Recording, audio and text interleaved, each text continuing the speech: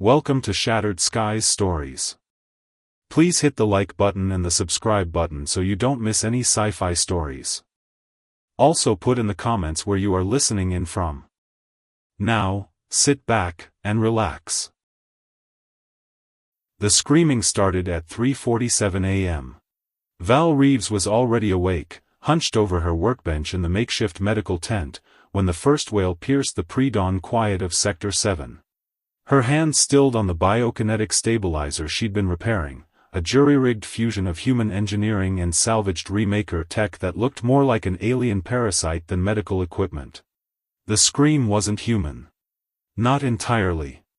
It carried harmonics that made her teeth ache, frequencies that spoke to something deep in the lizard brain, something that remembered when humanity wasn't at the top of the food chain. Chimera.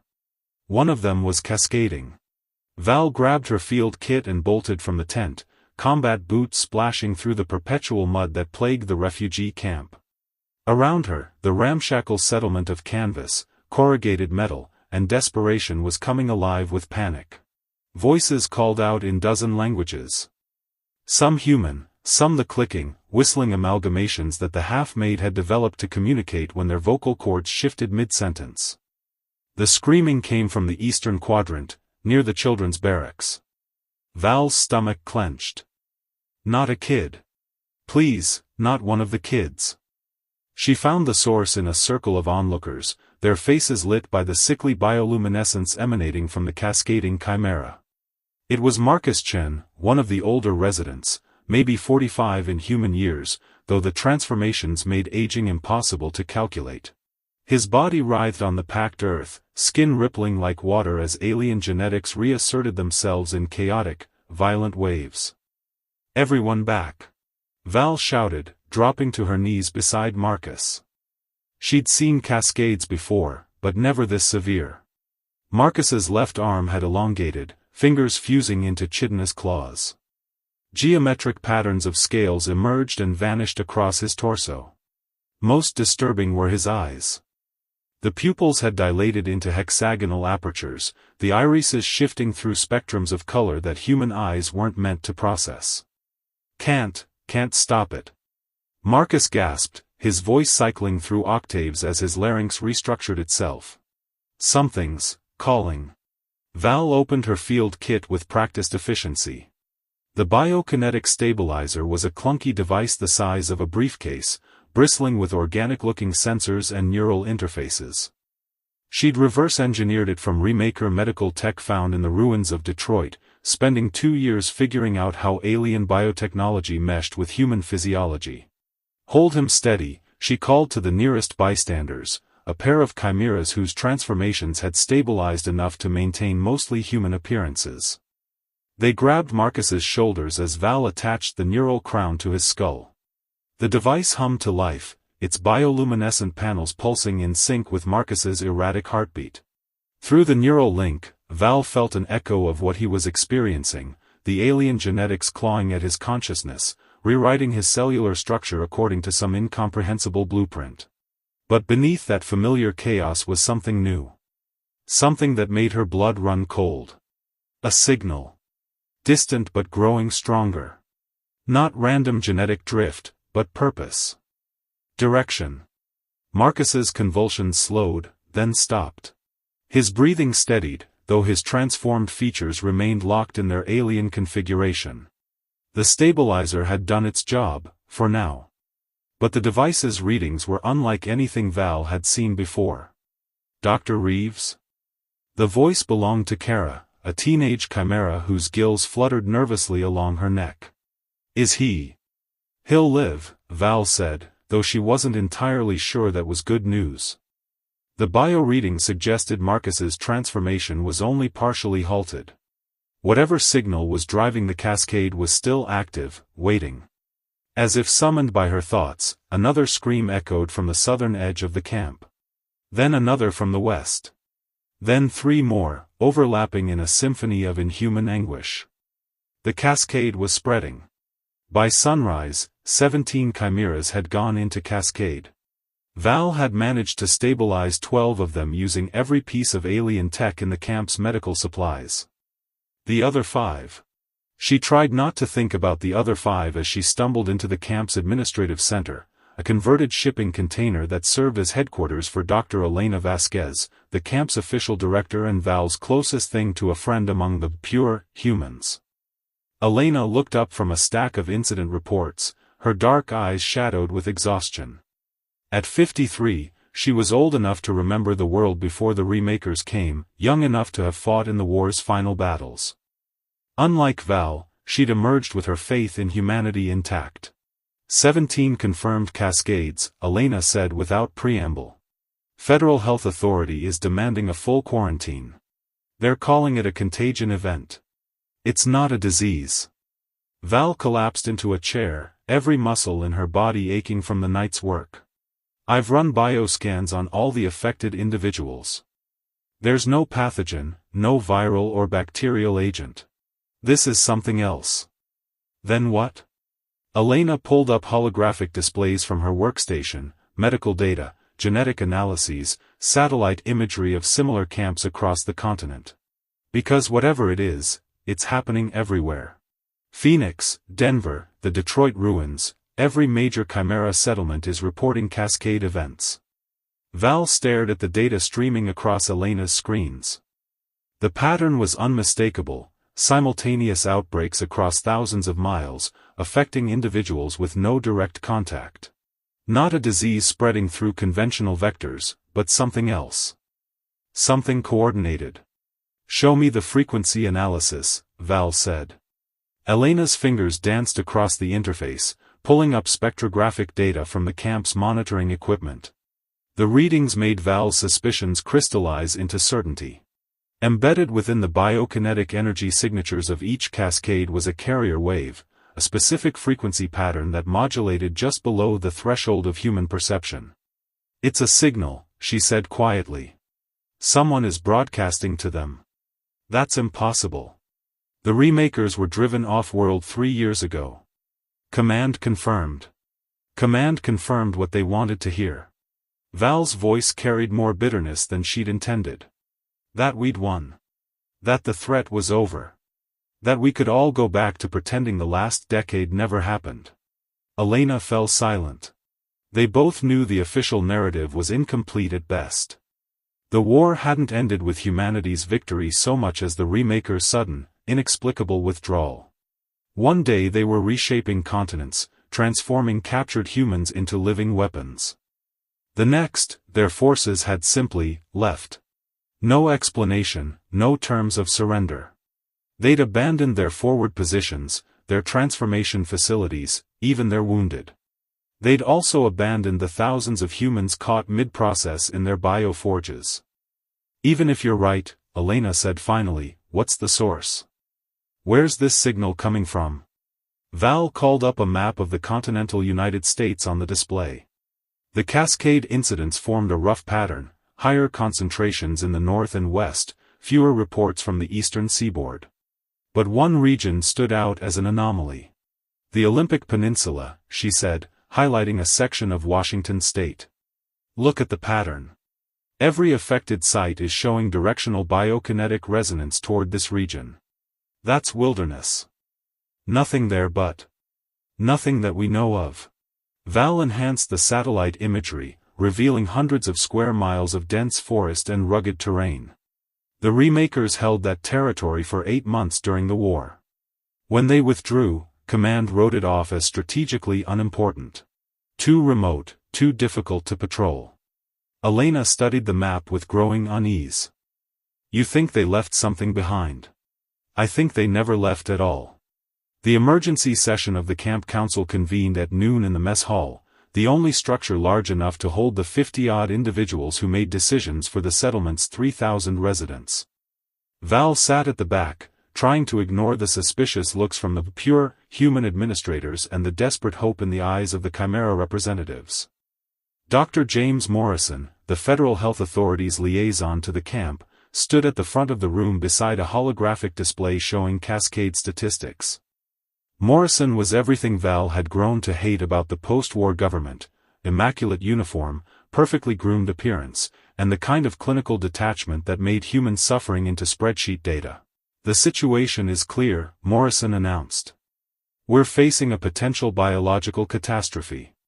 The cascade events show characteristics consistent with an engineered pathogen designed to destabilize chimera physiology.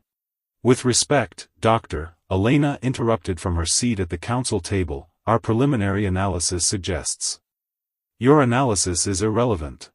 Morrison's tone carried the authority of federal mandate. Under Emergency Protocol 7, all affected sites are to be placed under immediate quarantine. Transport restrictions go into effect at 1800 hours. Any individual showing signs of cascade instability will be transferred to secure medical facilities for study. The room erupted in angry voices. Val recognized the tone. It was the same bureaucratic double-talk the government had used to justify the initial internment of the chimeras, the same clinical language that had turned survivors into test subjects. You're talking about a purge, said David Kim, one of the Chimera Council members. His transformation had been relatively mild, elongated limbs, chromatophore patches on his skin that shifted color with his emotions. Right now, they were flashing angry red. You want to disappear the affected individuals before they can spread whatever you think they have. I want to prevent a pandemic, Morrison replied coolly. The chimeras represent a significant vector for biological contamination. We've contained one remaker plague, we won't allow another. Val found herself standing before she realized she'd made the decision. It's not a plague, she called out. It's a signal. The room fell silent. Morrison turned toward her with the expression of a man encountering an unexpected insect. Ms. Reeves, isn't it? The former. What was your classification during the war? Purification specialist. The words tasted like ash. I burned out remaker biostructures from contaminated zones.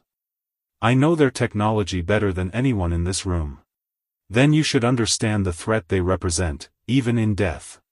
I understand that you're about to make a catastrophic mistake. Val walked toward the front of the room, ignoring the guards who tensed at her movement. The cascades aren't random. They're directional. The affected chimeras are being called. Called by whom? Morrison's voice carried a note of condescension that made Val's trigger finger itch. Dead aliens? By whatever the remakers left behind when they withdrew. Val gestured to the holographic display, pulling up her analysis of the signal patterns. Every cascade event shows the same biokinetic resonance, the same directional orientation. They're all pointing northwest, toward the Olympic Peninsula. Morrison glanced at the data dismissively. Interesting theory. Unfortunately, theory won't help us when this contagion spreads to the general population. Because the general population doesn't have remaker biotech integrated into their nervous systems, Val shot back. This signal only affects the chimeras because they're the only ones capable of receiving it. You want to know what's causing the cascades? Something in the Olympic Peninsula is broadcasting a recall command. The silence stretched until David Kim spoke up. A recall command for what? Val looked around the room at the faces, some hopeful, some terrified, all desperate for answers she didn't have. I don't know. But I think we need to find out. Morrison's laugh was sharp and humorless. Absolutely not. No one is leaving this camp until the situation is contained. Ms. Reeves, your medical exemption is hereby revoked. Report to the processing center for immediate transport to. The lights went out. Emergency illumination kicked in a second later, casting the room in hellish red. Through the small windows of the mess hall, Val could see figures moving in the darkness outside, human soldiers in contamination gear, setting up a perimeter. Morrison was speaking into a comm unit, his voice tight with urgency. Confirmed, Blackbird Actual. Quarantine is in effect. All personnel, Category 7 protocols are authorized. Elena was on her feet, her face pale with understanding. Category 7?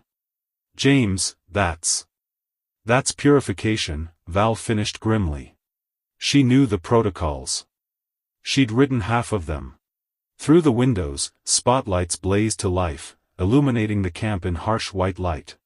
Armored vehicles rolled through the main gate, not medical transports, but military hardware. Flame units. Plasma cannons. Equipment designed for sterilization, not treatment. The Cascade victims weren't going to be studied. They were going to be eliminated. Attention residents of Sector 7, a voice boomed from external speakers. This facility is under federal quarantine. All individuals will report to designated processing areas for immediate evacuation. Resistance will be met with appropriate force. Val caught Elena's eye across the chaos of panicked council members. Her friend's expression said everything. The government had never intended to treat the Cascades.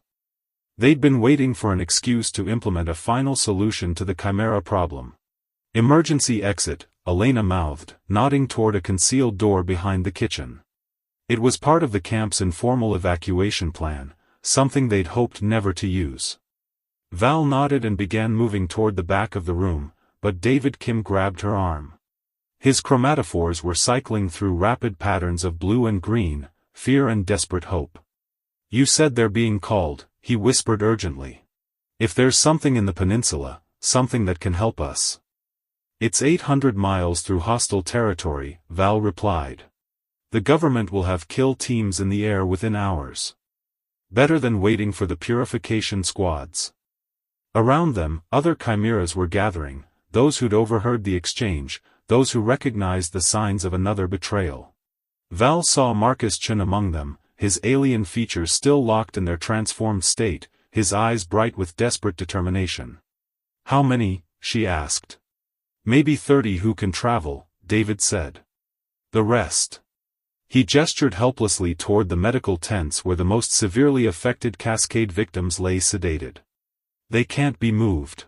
Val thought about her biokinetic stabilizers, the jury-rigged devices that were the only things keeping the worst cases alive. Without them, the affected chimeras would cascade completely within hours. With them, she might be able to keep a small group stable long enough to reach whatever was calling to them. 24 hours, she said finally. "That's how long my equipment can keep the worst cases stable without a full medical facility. If we're going to do this, we leave now." Elena appeared at her shoulder, carrying a military-grade pack loaded with supplies. "Make it 25, she said quietly. "I'm coming with you." Val stared at her friend in shock. "Elena, you're pure human. You don't have to. These are my people too." Elena's voice was steady, but Val could see the fear in her eyes. "Besides, someone needs to document what we find. If the government tries to cover this up." Outside, the spotlights were sweeping closer to the mess hall. They had minutes before the processing teams arrived. "North exit," Val said to the group. "We go through the industrial sector, use the maintenance tunnels to reach the perimeter. David, I need you to get word to anyone who wants to come, travel light, medical supplies only. We're not coming back." As the group began to disperse, Elena caught Val's arm. "What if you're wrong?" she asked quietly. "What if there's nothing in the peninsula but wilderness?" Val looked through the window at the approaching soldiers, their weapons gleaming in the harsh light. "Then we die free instead of in a processing center." Elena nodded grimly. "I can live with that." They made it to the maintenance tunnels just as the first processing teams reached the mess hall. Val led the group through the narrow passages she'd memorized during her 3 years at the camp, service conduits that carried power and water to the various sectors, forgotten spaces that existed in the gaps between official maps. Behind them, they could hear the sounds of the camp's dissolution. Loudspeakers barking orders. Doors being kicked in. The occasional scream of someone who'd tried to run. The group that followed Val through the darkness was smaller than she'd hoped, 18 individuals, including Elena. Most were chimeras with relatively stable transformations, people who could pass for human at a distance. But 3 of them were Cascade victims, their alien features locked in perpetual transition. Marcus Chen was among them, moving with the fluid grace that came from partially transformed musculature. "Where are we going?" asked Sarah Lopez, a young woman whose transformation had given her vestigial wing structures along her spine. They weren't functional, but they responded to her emotional state, currently pressed flat against her back in anxious anticipation. "Service exit 12, Val replied, consulting a hand-drawn map. "It comes out near the vehicle depot. If we're lucky, we can appropriate transport before they lock down the motor pool. And if we're not lucky?" This from Thomas Morrison, no relation to the federal liaison, just the cruel joke of a common surname. His transformation had been more extensive than most. His lower body had taken on a distinctly insectoid configuration, complete with additional limbs that folded against his torso when not in use. "Then we walk 800 miles, Val said grimly. They reached the service exit as explosions lit up the night sky behind them. Val peered through the grate, checking for patrols. The vehicle depot was 50 meters away across open ground, a collection of prefab buildings housing the camp's maintenance equipment. She could see guards at the main entrance, but the side access looked clear. "Elena, take point with the stable forms," she whispered. "If anyone stops you, you're evacuating non-essential personnel to the secondary camp. Thomas, Marcus, Sarah, you three stay hidden until we secure transport." Elena nodded and led the group that could pass for human into the night. Val watched through the grate as they crossed the open ground, her heart hammering against her ribs. Behind them, the sounds of the camp's destruction were growing closer. They made it halfway to the depot before the searchlight found them. "Halt! Identify yourselves." The voice came from an elevated guard position Val hadn't spotted. A moment later, floodlights blazed to life, pinning Elena's group in harsh illumination. Elena didn't hesitate. She raised her hands and walked directly toward the guards, her voice carrying clearly in the night air. "Dr. Elena Vasquez, Camp Director. I have authorization to evacuate Category 2 personnel to the Albany facility." Val held her breath as Elena approached the guard station. Her friend was playing a dangerous game, using her legitimate authority to create confusion, buying time for the rest of the group to move. It worked. The guard spent precious seconds checking Elena's identification, radioing for confirmation of evacuation orders. Long enough for Thomas to use his additional limbs to scale the depot's rear wall with impossible speed. Long enough for Marcus to slip through the shadows like liquid darkness. By the time the guards realized Elena's story didn't match their orders, the depot's power grid had been cut. Emergency lighting flickered on, but it was too late. The chimeras were inside. Val led the remaining group across the open ground as vehicles roared to life in the depot. Elena had reached the motor pool and was hot wiring a transport truck while Thomas and Marcus secured additional vehicles. Within minutes, they had 3 trucks loaded and ready. "Move, move, move," Val shouted as the last of the group piled into the vehicles. Behind them, alarms were blaring. Spotlights swept the grounds as security forces converged on the depot. They roared through the depot gates just as the first gunfire erupted from the guard towers. Bullets sparked off the truck's armored hull, civilian vehicles modified with salvaged military hardware, a necessity in the post-war landscape. Elena was driving the lead truck, her knuckles white on the steering wheel as she guided them through the camp's outer perimeter. "Where to?" she called over the engine noise. "North," Val replied, studying the tactical display on her portable scanner. "We need to put distance between us and the response teams. They'll have air support in the area within the hour." Behind them, the camp was burning. Not an accident, not collateral damage from the evacuation. Deliberate fires, set to sterilize the facility completely. Val forced herself not to think about the people they'd left behind, the Cascade victims too sick to travel, the camp residents who'd chosen to trust the government's promises of protection. Signals getting stronger, Marcus called from the back of the truck.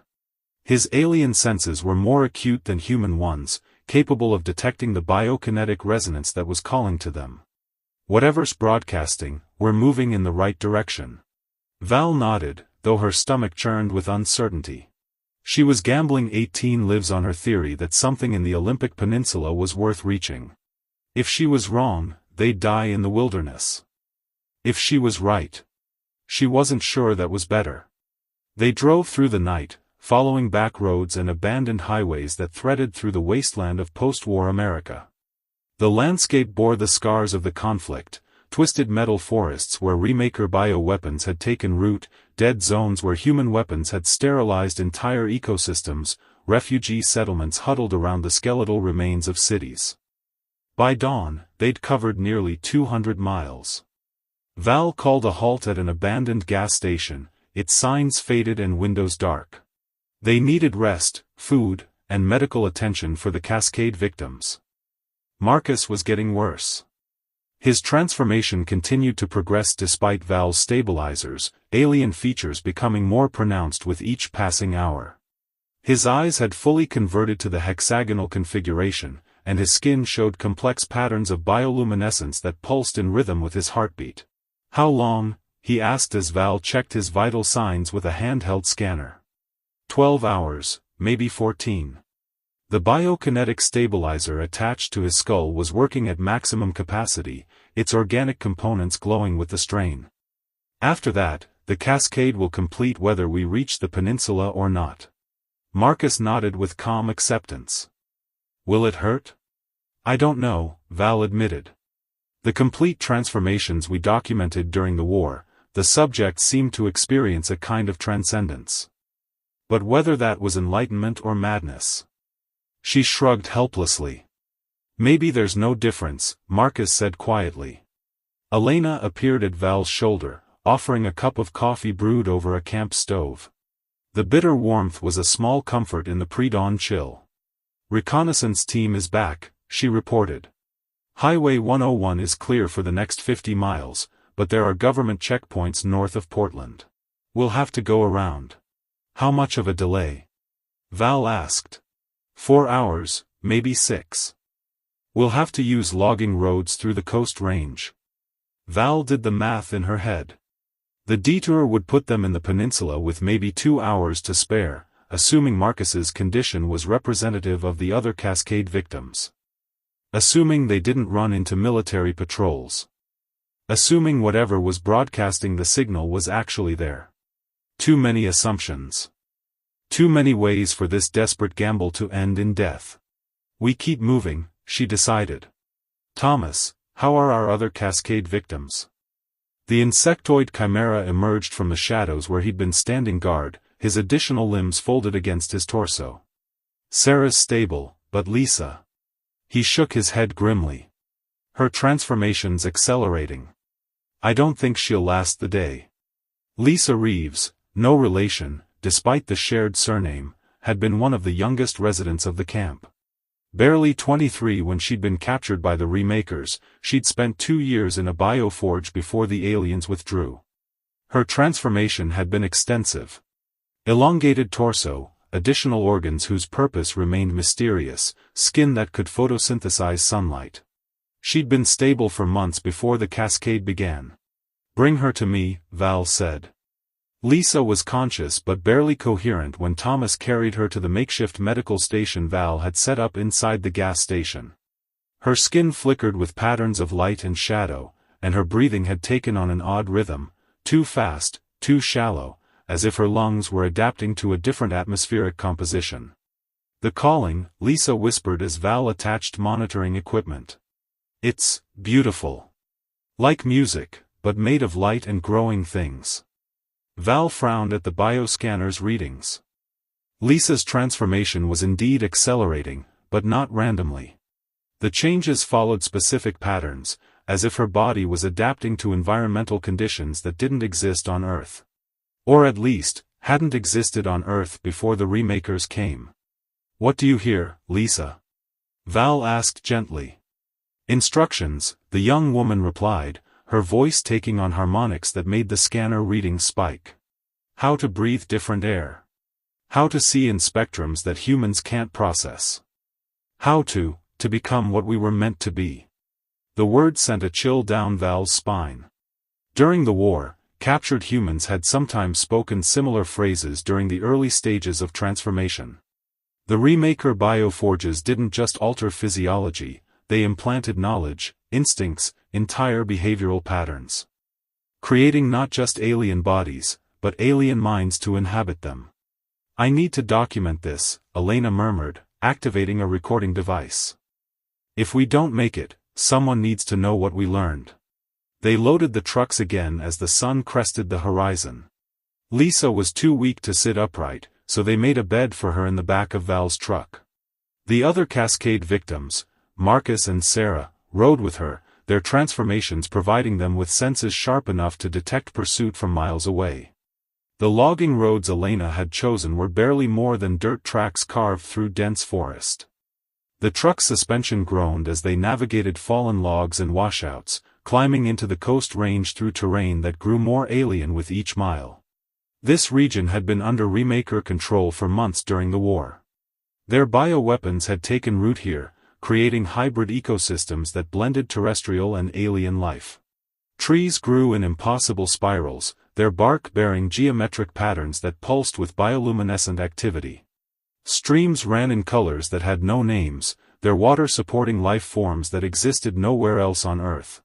"It's beautiful," Sarah whispered, her vestigial wings trembling with some emotion Val couldn't identify. "I never saw it during the war. We were always fighting, always afraid. But this." She was right. Despite the strangeness, despite the alien nature of the transformed landscape, there was an undeniable beauty to what the remakers had created. Their bioweapons weren't just weapons. They were artists, reshaping entire ecosystems according to aesthetic principles humanity had never imagined. Motion on the horizon, Thomas called from his position as lookout. His compound eyes could detect movement at distances that would challenge military optics. Government aircraft, bearing 270. Val grabbed binoculars and scanned the sky. 3 dots against the afternoon sun, moving fast and low. Hunter-killer drones, probably loaded with sterilization weapons. They had maybe 10 minutes before the aircraft reached their position. "Into the trees," she ordered. "Full concealment." They abandoned the logging road and drove directly into the forest, using the alien trees as cover. The transformed vegetation was dense enough to block aerial surveillance, but it also made travel nearly impossible. Branches scraped against the truck's armor as they forced their way through undergrowth that seemed to writhe and shift around them. The drones passed overhead with a sound like thunder, their scanners probing the forest canopy. Val held her breath as the aircraft circled the area, searching for signs of their passage. After an eternity, the sound faded toward the south. "They're gone," Elena reported. "But they'll be back." That was a search pattern, not a patrol route. "How much farther?" Val asked Marcus. The transformed man consulted the biokinetic readings on Val's scanner, his alien senses interpreting the data in ways human instruments couldn't match. "Close. Maybe 40 miles. But the signal." He frowned, his bioluminescent skin patterns shifting to darker hues. "It's changing. Getting more complex." "Instructions?" "No. Questions. It's asking if we're ready." They reached the source of the signal 2 hours before sunset, after abandoning the trucks and traveling the last 10 miles on foot through increasingly alien terrain. The forest here had been completely transformed. Trees like living architecture, their branches interwoven in patterns that suggested intelligence rather than random growth. The air itself felt different, thicker somehow, carrying scents that triggered memory centers in the brain that had never been used. The remaker ship sat in a clearing that might once have been a meadow. It wasn't the massive dreadnought Val had expected, but something smaller and more organic, a structure that looked grown rather than built, its hull pulsing with the slow rhythm of something that might be breathing. "Command vessel," Marcus said, his transformed senses reading details invisible to human perception. "But not for war. This is..." He struggled for words in a language that had never been designed to describe alien concepts. "A nursery. A place of becoming." The ship's hull was covered in what looked like docking ports, but Val realized they were something else entirely, bio-connection interfaces, designed to link directly with nervous systems. There were dozens of them, suggesting the vessel could accommodate far more than the 18 survivors they'd brought. "It's been waiting," Sarah whispered, her vestigial wings fully extended now, trembling with recognition. All this time, it's been waiting for us to come home. Lisa couldn't walk anymore. Her transformation had accelerated to the point where her skeletal structure was fundamentally different from human baseline. Thomas carried her toward the ship, his additional limbs providing the stability needed to navigate the uneven ground. Are we doing the right thing? Elena asked quietly as they approached the vessel's main access port, a sphincter-like opening that dilated as they drew near. I don't know, Val admitted. But it's the only choice that's still ours to make. The interior of the ship was warm and humid, like the interior of a living organism.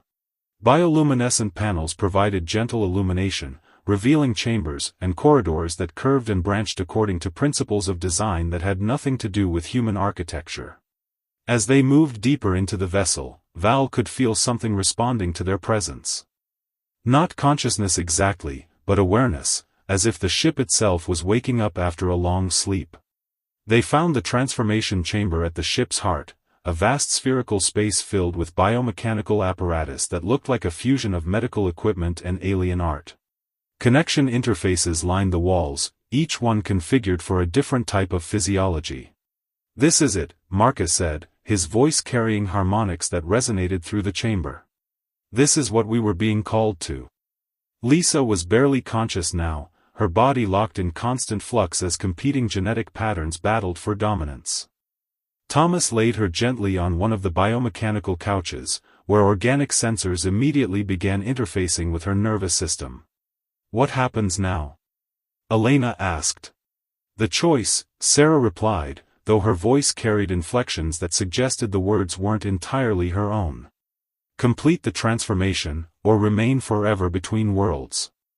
Around the chamber, other couches were coming online, their surfaces adapting to accommodate different types of physiology.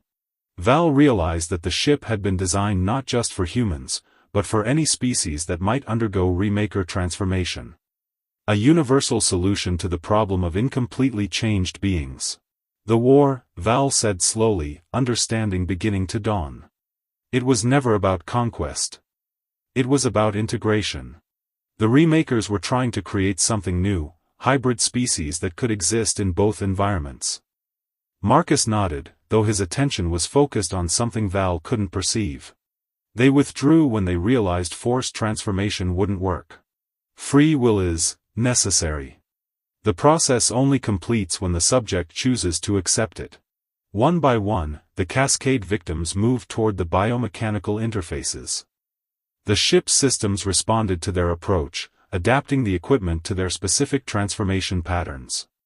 Val watched as Lisa's couch began integrating with her nervous system, the process more gentle and natural than anything human technology could achieve. What about the rest of us? Elena asked. The ones who aren't cascading? Your choice too, Sarah said, though her voice was becoming increasingly alien as the ship's systems interfaced with her consciousness. The ship can initiate transformation in baseline humans. Or you can remain as you are, observers, witnesses to what we become. Val stared at the empty biomechanical couches, each one representing a choice that couldn't be undone. She thought about the camp burning behind them, about the government's solution to the Chimera problem, about the life she'd built helping others manage transformations she'd never fully understood. What will you become? She asked.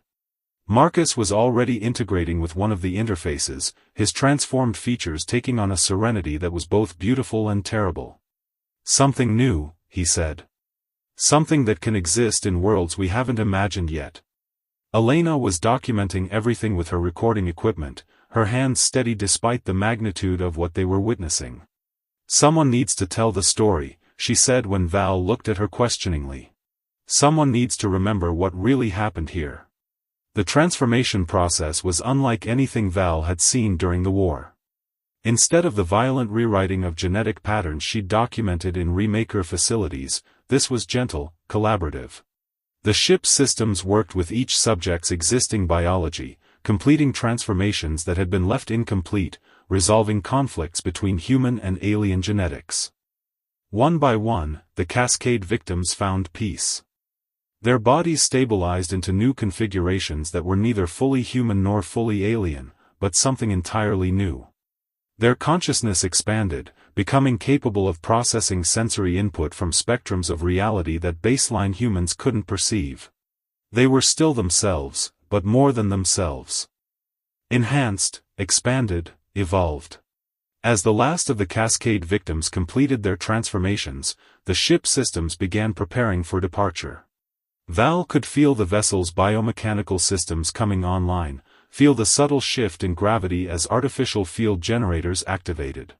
It's leaving, she realized. The ship is taking them away. Not away, said the being that had once been Marcus, its voice carrying harmonics of joy and infinite possibility. Forward. To worlds where we can exist fully, where our nature isn't a curse to be managed but a gift to be celebrated. Elena lowered her recording equipment, tears streaming down her face. Will we ever see you again? Look for us in the spaces between, the transformed being replied. In the hybrid forests, in the transformed ecosystems, in the children who carry both heritages. We are not leaving your world, we are expanding it. The ship began to rise, its biomechanical systems humming with power that felt more like song than machinery. Through the transparent sections of the hull, Val could see the transformed landscape spreading below them, thousands of square miles of hybrid ecosystem that represented the true legacy of the Remaker presence. The government will try to sterilize all of this, Elena said, gesturing toward the alien forests. They'll call it contamination cleanup. Let them try. Sarah's voice came from everywhere and nowhere, her consciousness now distributed through the ship's systems.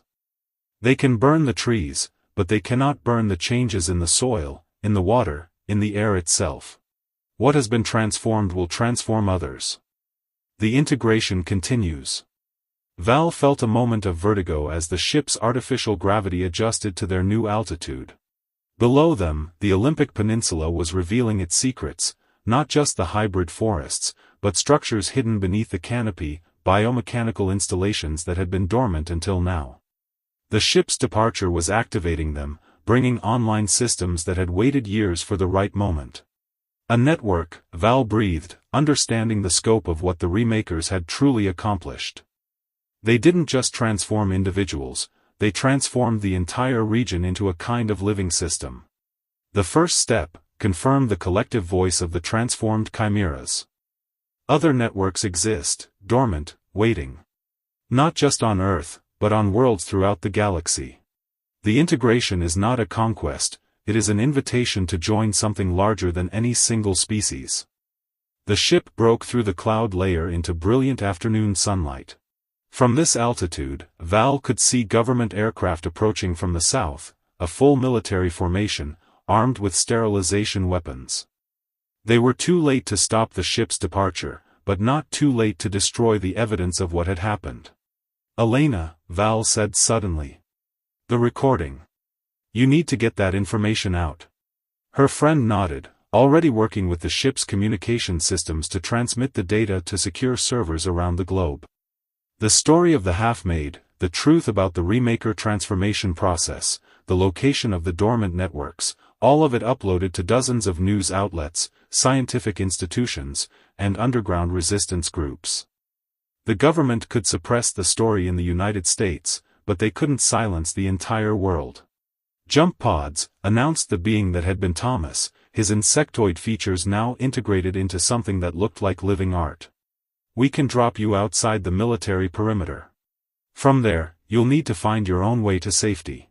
Val looked around the ship's transformation chamber one last time, memorizing the faces of the beings who had once been her patients, her friends, her responsibility. They were beyond her help now, but more than that, they no longer needed it. Will it hurt? She asked, echoing Marcus's earlier question about cascade completion. The pod drop? No more than. Not that. The world we're leaving behind. Will it hurt to know what we chose not to become? The question hung in the air for a long moment.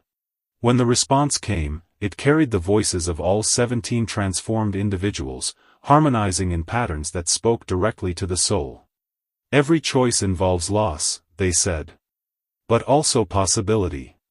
You chose to remain human, to bear witness, to carry the story back to those who need to hear it. That choice has its own beauty, its own necessity. The jump pods were simple affairs, biomechanical shells designed to protect their occupants during atmospheric entry. Val and Elena settled into the organic seating as the pods sealed around them, their surfaces adapting to provide perfect environmental protection. "Ready?" asked Sarah's voice, though it seemed to come from the pod itself now. "As ready as anyone can be for this level of insanity," Elena replied, her scientist's mind already cataloging the experience for future analysis. The launch was surprisingly gentle, a sensation of acceleration followed by the strange weightlessness of free fall. Through the pod's transparent sections, Val watched the ship recede into the distance, its bioluminescent hull pulsing with the rhythm of 17 transformed hearts. Below them, the Olympic Peninsula spread out like a living map, its hybrid forests glowing with bioluminescent patterns that formed geometric designs visible from orbit. The government aircraft were already beginning their sterilization runs, plasma fire cutting swaths through the alien vegetation. But for every tree that burned, a dozen more pulsed with renewed activity, the network adapting and responding to the threat. The pods landed in a clearing 20 miles south of the ship's original position, their biomechanical shells dissolving into harmless organic compounds that would feed the transformed ecosystem. Val and Elena found themselves alone in a forest that hummed with alien life, the nearest government forces still hours away. "Which way?" Elena asked, consulting her compass. "South," Val said. "Away from the sterilization zone. We need to reach civilization before the news blackout takes effect." They walked through the afternoon and into the evening, navigating by starlight through terrain that grew more familiar with each mile. Behind them, the sky glowed with the fires of the sterilization campaign. Ahead lay uncertainty, but also hope. "Do you regret it?" Elena asked as they made camp beside a stream that ran clear and cold, its waters untouched by alien transformation. "Not taking the ship's offer?" Val considered the question as she gathered wood for their fire. Did she regret staying human? Regret choosing to remain bound by baseline physiology, baseline perception, baseline mortality? "No," she said finally. "Someone needs to remember what it was like before. Someone needs to speak for the people who don't have the option to transform, who need to find their own way forward in a world that's changing whether they want it to or not." Elena nodded, downloading her recordings to a satellite uplink device. "The story's already spreading. 17 major news outlets have picked it up, and the scientific community is going crazy trying to analyze the biokinetic data. The government can't suppress all of it." "Good. But they'll try."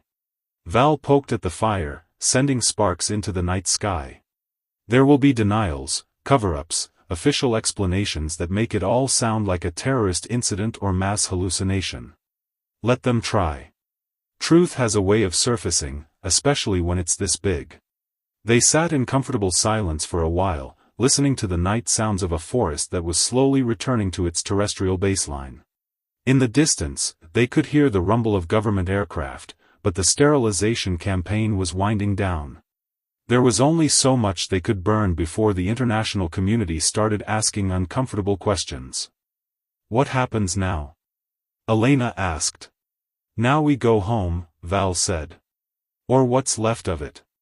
We find the other camps, the other chimeras who chose not to answer the call. We help them understand that they have options beyond government protection or alien transformation. And if the cascade events continue? If more ships return?" Val smiled grimly. "Then we do what humans have always done when faced with the impossible. We adapt. We survive. We find a way to make it work." Above them, the stars wheeled in their ancient patterns, indifferent to the small drama playing out on the planet's surface. But among those stars, 17 new voices were learning to sing in harmonies that had never existed before, carrying the message of transformation to worlds that had never imagined such possibilities. The half-made were no longer half-anything. They had become fully themselves, completely transformed, perfectly integrated. And in their wake, they had left a world that was itself transforming, one choice at a time.